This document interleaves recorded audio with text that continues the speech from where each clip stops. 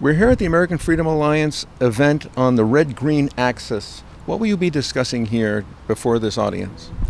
Well, what I think we want to clarify, so we got Robert Spencer, who is the expert on Islam, Frank Gaffney, who's got a huge experience dating right back to the Cold War. He's dealt with the Soviets, he's dealt with the Iranians, he's dealt with the globalist types, and I'm more focusing on the red side, the communist side. So what we're trying to get across is America is under assault right now from all of those forces.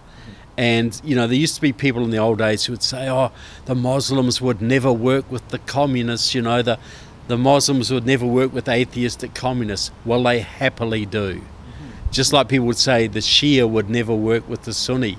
Well, they do, Shia Iran is sponsoring Sunni Hamas in fighting Israel. So we want to give people a background in how this came about, how dangerous it is, and how to spot it, how to figure out what's happening, because we're in a pre-revolutionary situation here in America. And when you say revolutionary, from the communists? Both communists and Islamists. You see we've seen all those Hamas rallies that occurred, and we've seen assassinations. We've seen the riots here in Los Angeles, which were fomented by a pro-Chinese communist group called the Freedom Road Socialist Organization, but Islamic forces also joined in. We're seeing the big campaign right now in Mamdani in New York, running for mayor of New York, and that's a classic thing. He's a member of Democratic Socialist America, which is a communist organization. All the communist groups are backing him, but so is CAIR, so are the Soros organizations, so have all the Islamic organizations.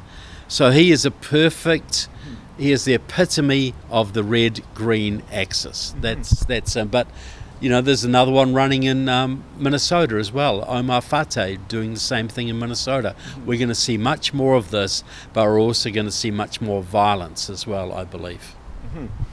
Why have the Marxists teamed up with the Islamists at this stage?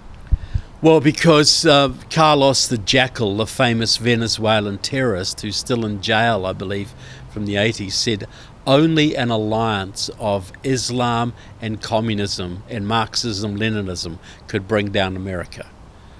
Specifically said that, and they're playing that out. But the communists and the Islamists have been working together since the 1920s. In the Soviet Union, when the Soviets set up, they persecuted Jews, they persecuted Christians, but they didn't persecute the Muslims, because the Muslims were less controllable. They were in those wild, less controlled areas out in Central Asia. So instead of shutting down the mosques, they took over the mosques and created Soviet Islam. And that led to later on to the Popular Front for the Liberation of Palestine, the Palestine Liberation Organization, Hamas and Al-Qaeda. All of these groups are amalgams of communism and Islam. Who is funding these protests that we see in the streets of America today? Well, you are. You pay taxes, don't you? Not me personally. You mean the American taxpayer? The American taxpayer. Look, there's a combination of factors. People say, well, it's got to be the Qataris, it's got to be the Chinese. You don't need that. All these groups have city money. They have county money. They have federal money. They have foundation money. They have Soros money. They have union money. They have the Islamic groups. They've got zakat money. They have no shortage of money. They don't need foreign funding. I'm sure there is a little bit there, but most of this is done. Like one of the main groups involved in the LA riots, we've got something like $40 million in city money over the last 5 years. They got all the money they want. And it's just been revealed that the USAID monies have gone to the extent of up to $900 million to undermine the government of Israel. Look, absolutely. The taxpayer funds the revolution. And, they've been trying to undermine Bibi Netanyahu's government. Biden was trying to do it. They're using USAID to do it. This is a long-term program, USAID was set up to counter communism. Well, now it's out there promoting it, and Islamism as well. And I believe there's a lot of USAID money went into the so-called Arab Spring back in, under Obama a few years back. Right. What does USAID stand for? U.S. Agency? Yeah, for International Development. U.S. Agency for International Development. So in a way it's an oxymoron, because the money's really going not towards aid, but... No, it's going to revolution. I'm glad that Trump has really taken a hammer to them. I'm glad that Doge got stuck into them. There are some certain good things that USAID has done, but it's like 10%. Most of it is promoting Marxism and revolution. What are these other gents on the panel bringing to the party?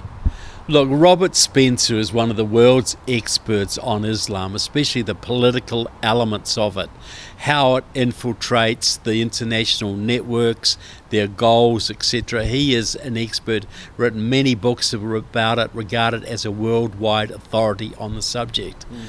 Frank Gaffney has been involved in the US defense establishment since the Reagan era.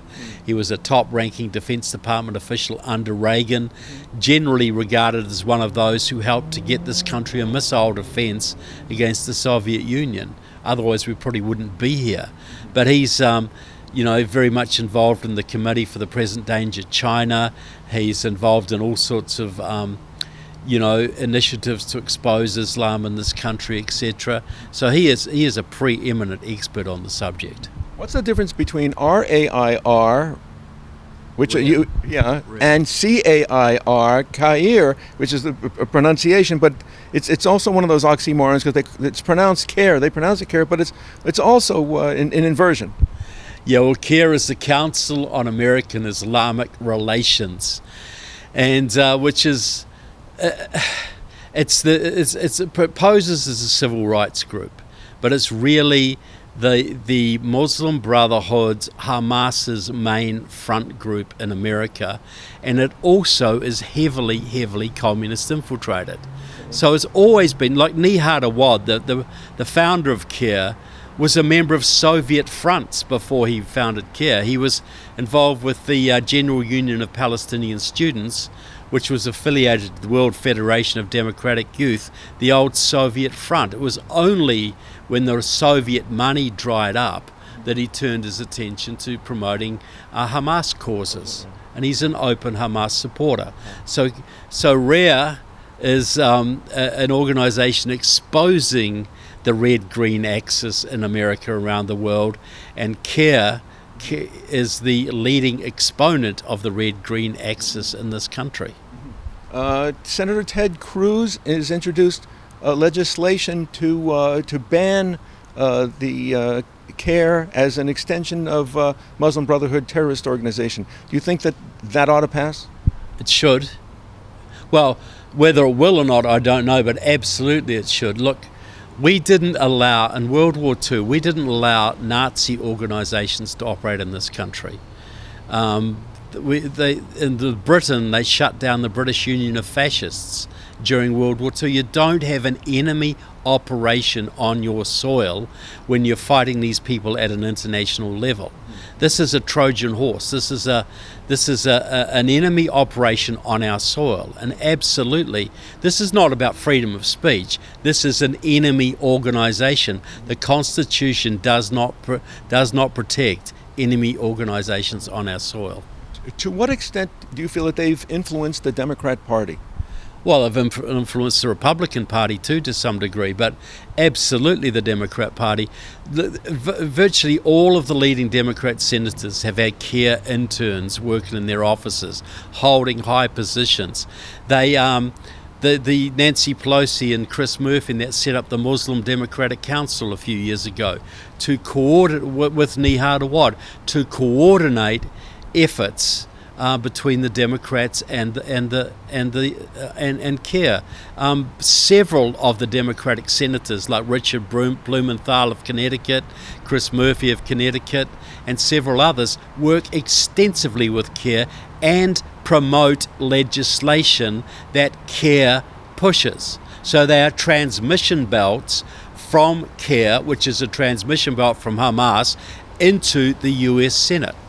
So absolutely they cooperate at the very highest levels, and they promote CAIR's policy in the US Senate, as is also done in Congress. Which you think is nefarious?